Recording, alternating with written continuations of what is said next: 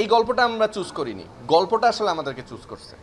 এইটা ভাই আসলে এটার আসলে ব্যাকগ্রাউন্ড নাই কোনো, এটা হচ্ছে লিখতে লিখতে বুঝছেন, মানে দেলুটি তো ইউনিয়নের নাম, তাহলে আচ্ছা কি দেয়া যায়, আচ্ছা দেলুপি দেয়া যায়, ওই রকম একটা ভাবনা থেকেই দেলুটি দেলুপি হয়ে গেছে।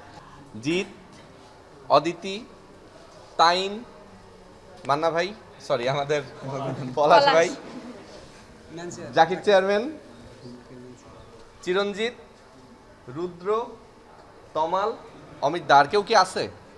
বাইরে আরও অনেকেই আছে। এটা তো খুবই চ্যালেঞ্জিং ছিল ভাই, মানে ধরেন এই ছবিটা প্রথম ফিচার ফিল্ম হিসেবে পর্দায় আনা, প্রথমত তো কাজটাই খুবই কঠিন, ক্রিটিক্যাল সিচুয়েশনে খুবই ক্রিটিক্যালভাবে শ্যুট করতে হয়েছে নানান লিমিটেশনসের মধ্যে, এবং সবাই সবসময় চায় যে তার প্রথম কাজটা যেন খুব থাকে না যে পরিপাটি করে বানানো যায়, এই কাজটা তো আমাদের অনেক অনেক লিমিটেশনসের মধ্যে বানাতে হয়েছে, এইটা এক।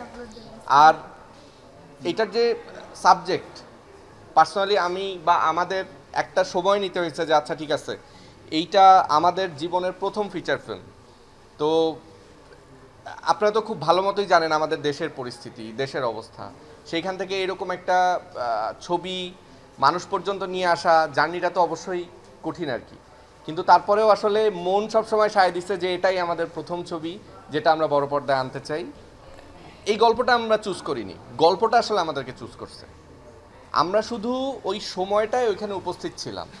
আমরা শুধু মিহির বলছিল যে ওরা ওরা এই যে নানান ভাঙন, ওরা এসে আমাদেরকে নানান গল্প, নানান অবস্থা এগুলো আমাদের সামনে এনে উপস্থাপন করছে, আমরা শুধু জোড়া লাগাইছি।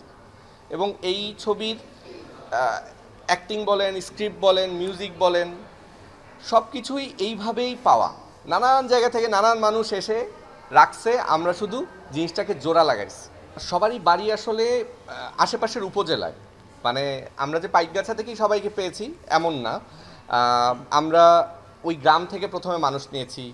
তারপর দেখা গেছে ওই গ্রামে একজন যাত্রাশিল্পী যে কিনা প্রশান্ত, মানে নায়কের বাবা, তাকে আমরা যখন পাইলাম সে তখন আমাদের পরিচয় করালো পাশের উপজেলার একটা এরকম যাত্রা দলের সাথে। সেখান থেকে আমরা যাত্রাশিল্পী পেলাম, আমাদের নায়িকাকে পেলাম, তারপর চিরঞ্জিতকে পেলাম, আমাদের আরেক নায়ক রুদ্র মানে মিহির ছবিতে, ওকে আমরা পেলাম হচ্ছে আমার আরেক ফিল্ম মেকার বড় ভাইয়ের কাছে, সে হচ্ছে ধীমান ভাই, যে ওর সাথে আমার পরিচয় করে দিল। ওরা ফেউতে কাজ করছে, আরেকটা ওয়েব সিরিজ হয়েছে ইয়েতে, খুলনায়, আপনারা বোধহয় জানেন, সুন্দরবনে। তো সেখান থেকে আমরা মিহিরকে পেলাম। তো এইভাবে নানান জায়গা থেকেই আসলে মানুষজন পাওয়া আর কি এই ছবির। আমার কাছে মনে হয় কোনো আপোষ না এটা। দেখেন প্রত্যেক প্রফেশনের মানুষ তার কাজটা করবে। একজন ডাক্তার সে সার্জারি করবে, একজন পলিটিশিয়ান পলিটিক্স করবে, একজন টিচার পড়াবে, তাই না? এটাই তো হওয়ার কথা। একজন অ্যাক্টিভিস্ট অ্যাক্টিভিজম করবে। তো ব্যাপার হচ্ছে যে এখন আমরা বলতে পারি যে একজন কেন এই ধরনের পলিটিশিয়ানের কাছে যে মিহির আসলে এই প্রস্তাবটা রাখলো, একজন এই ধরনের এত ভালো একজন অ্যাক্টিভিস্ট কেন এটা করলো, কিন্তু দিন শেষে আসলে পরিণতিটা কিন্তু খুব ইম্পর্ট্যান্ট। মিহির কিন্তু এই পলিটিশিয়ানকেই বুঝাতে সক্ষম হয়েছে যে ভাই দেশ যদি না থাকে, এই গ্রাম যদি না থাকে, ফাইনালি কোনো কিছুই হবে না, কোনো কিছুই থাকবে না।